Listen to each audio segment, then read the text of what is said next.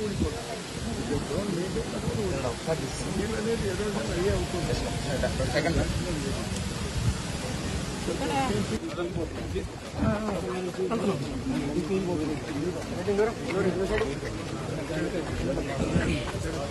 5 సంవత్సరాలుగా ఈ project maintenance చేస్తున్నా ఈ రోజు ఈ ప్రమాదం వచ్చేదే కాదు. జగనన్న గారు గత 5 సంవత్సరాలుగా ముఖ్యమంత్రిగా ఉన్నారు. జగనన్న గారు రాజశేఖర రెడ్డి గారి ఆశయాలను నిలబెడుతున్నాను అంటున్నారు.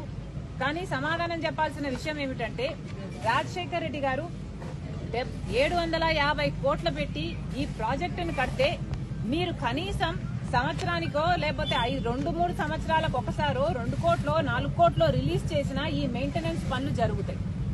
కానీ రాజశేఖర రెడ్డి గారు 700 కోట్లు పెట్టి ప్రాజెక్టు కడితే మీకు కనీసం ప్రాజెక్టు మెయింటైన్ చేసే ఇంగితం కూడా లేదు అంటే మరి మీరు రాజశేఖర రెడ్డి గారి ఆశయాలను ఎలా నిలబెడుతున్నారో వైసీపీ నాయకులు సమాధానం చెప్పాలి. రాజశేఖర రెడ్డి గారు ఎంతో చిత్తశుద్దిగా జలయజ్ఞం తలపెడితే ఈ ప్రాజెక్టు సాధ్యమైంది. 1,00,000 ఎకరాలకు నీళ్లిస్తున్నది. ఒంగోలు పట్టణంతో సహా చుట్టుపక్కల మండలాలకు తాగునీరు కూడా ఇస్తున్నది. మీ పుణ్యమా అని ఈరోజు ఇంతమంది మంత్రులు, ఎమ్మెల్యేలు వీళ్ళందరూ ఉన్నారు ఇక్కడ.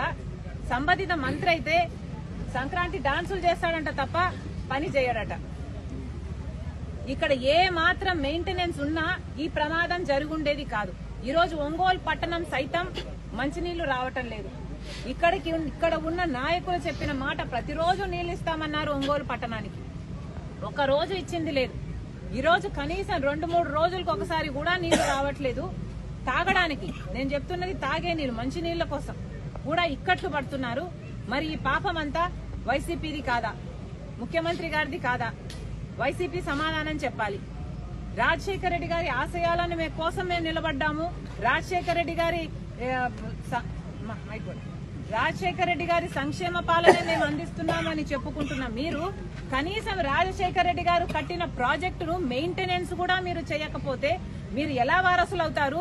మీరు ఎలా రాజశేఖర రెడ్డి గారి ఆశయాలు నిలబెడతారో మాకైతే అర్థం కావటం లేదు. ఇప్పటికైనా వెంటనే ఏదైనా చేయకపోతే ఈ ప్రాజెక్టు మొత్తము కూలిపోయే ప్రమాదం ఉందని ఎస్సీ గారు ఎప్పటి నుంచో మేము 2020 నుంచి అడుగుతున్నాము. మరమ్మతులు చేయాల్సిన అవసరం ఉంది అని ప్రతి సంవత్సరము అడుగుతున్నాము. కానీ ప్రభుత్వం పట్టించుకోవట్లేదు అంటున్నారు. ఏ సంవత్సరానికి ఆ సంవత్సరం 1 కోటి రూపాయలు ఇచ్చినా 2 కోట్లు ఇచ్చినా ప్రాజెక్ట్ మెయింటెనెన్స్ అయిపోయేది, ఈ ప్రమాదం వచ్చుండేది కాదు అని ఎస్సీ గారే చెప్తున్నారు. ఎస్సీ గారు చెప్తున్న ఇంకొక విషయం ఏమిటంటే 10 కోట్లు ఇచ్చినా కూడా ఈ రోజు చేయాల్సిన మరమ్మతులు అయితేనేమి, రీప్లేస్మెంట్లు అయితేనేమి చేసుకుంటే ప్రాజెక్టు నిలబడుతుంది. లేకపోతే ఈ ప్రాజెక్టు నిలబడే అవకాశమే లేదు, మొత్తం నాశనం అయిపోతుంది, అసలు ప్రాజెక్టు కట్టి కూడా వృధా అయిపోతుంది అని చెప్తున్నారు. కనీసం ఇప్పుడైనా కళ్ళు తెరవండి. వెంటనే చేయాల్సిన పనులు ఇప్పుడు అంటున్నారు. మిర్చి పంట వేసుకున్నామమ్మా, ఇంకో పంట వేసుకున్నాము, మాకు ఇబ్బందులు వస్తాయి, ఫిబ్రవరి మార్చి నెలలో మాకు చాలా ఇబ్బందులు కలిగే అవకాశం ఉంది అని.